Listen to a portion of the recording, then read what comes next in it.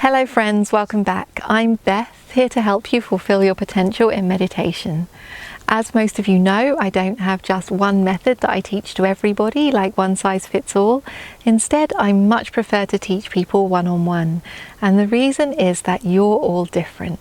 So please use these videos as a guideline. And if there's anything that isn't quite working for you, anything that doesn't quite fit, then be in touch and I'll be more than happy to discuss those things with you individually. Today's video is about what I like to call the 5 S's in meditation, and these are 5 things that we need to be mindful of if we want the meditation to run smoothly. Oftentimes what I see is that when we come to meditation, we like to focus in on just a few things that we're holding to be really important, and we think if these few things go really well, then it will be a good meditation, or I'll be making the best use of this meditation time. But actually, according to the Buddha, there's many things that influence our meditation. And so today I'm just condensing it into a list, really simple to remember, 5 things that begin with S, the letter S, that we can be aware of when we're meditating to help our meditation run smoothly. So, what are they? Well, the first one is our situation. So obviously when we meditate, we want to put ourselves in a situation where it's easy to meditate. One of the first instructions the Buddha gave when he was teaching people to meditate was to go to a peaceful place. Go to a peaceful place. Now maybe when we're really advanced in meditation, we might be able to meditate in the middle of a busy street or on the metro. But when we're getting started, we want to cut ourselves a break. Find ourselves a peaceful place around other meditators or alone, where our body is comfortable, we're not too hot, we're not too cold. So the first S to consider, our situation. Now the second S to consider is our state. What is the state of mind we are in when we come to meditate? Could be many things. We could be distracted, we could be tired, we could be angry about something, anxious about something, we could be experiencing excessive joy, many different types of state of mind we could be in. And so we need to adjust the way that we meditate according to our state of mind. Now the third S that we want to consider when we come to meditate is the stories that we're telling ourselves. Stories here could include things like expectations we might be holding about how the meditation will go or how it should go. We might have stories about what we want to get done in a certain amount of time. We might have self-talk. It might be either about how advanced we are as a meditator, or it might be about how useless we are and how we won't be able to do it. So the stories that we bring into our meditation can also have a huge impact on how our meditation progresses. The fourth S that we want to consider when we come to meditate is our strategy. Now here, our strategy, broadly speaking, is what method are we going to use? It could be that our strategy, for example, is to focus on the breath for half an hour.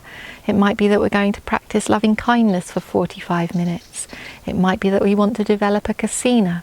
It might be we want to practice 4 elements meditation.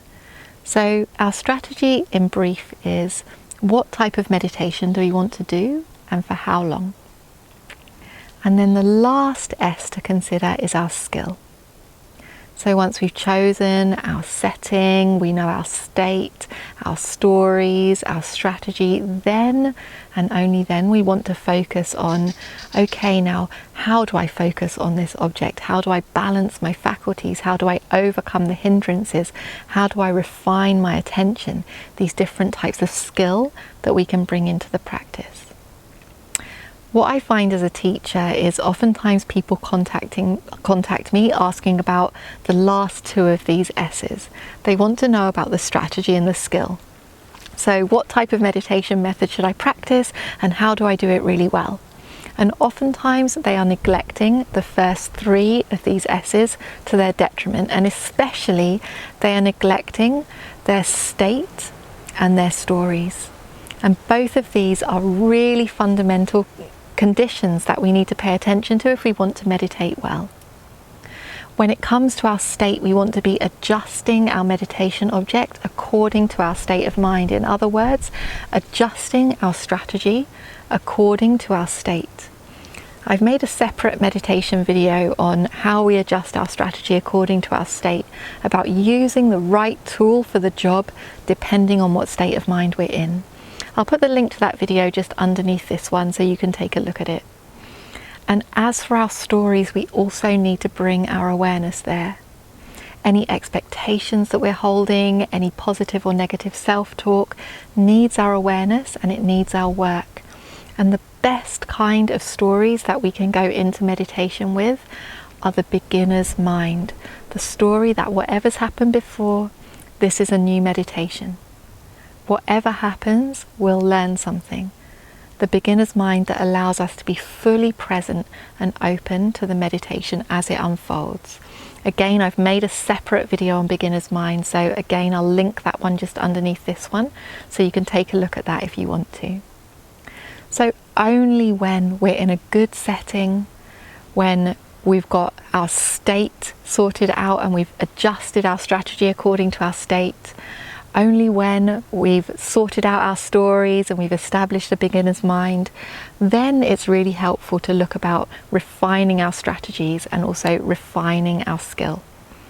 We want to look at these 5 S's in the right order. So that's what I have to say today on the 5 S's that we should consider, that we should be mindful of if we want our meditation to run smoothly. And what I would suggest is that you get off of the screens, get onto the meditation cushions and start putting these into practice. See what happens in your meditation when you bring a little bit more awareness to your state, or a little bit more awareness to the stories, or when you put yourself in the ideal setting. See how that empowers your practice when you actually do it.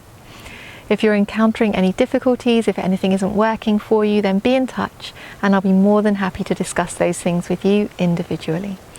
There's a remainderless ending of all suffering, so let's not waste time. Let's get on the cushions and do the practice. As most of you know, I do all of my work on a donation basis, so I encourage you to support me either through Patreon or through my website so that I can continue to make these videos. Thank you so much for your support. Wishing you the best with your meditation.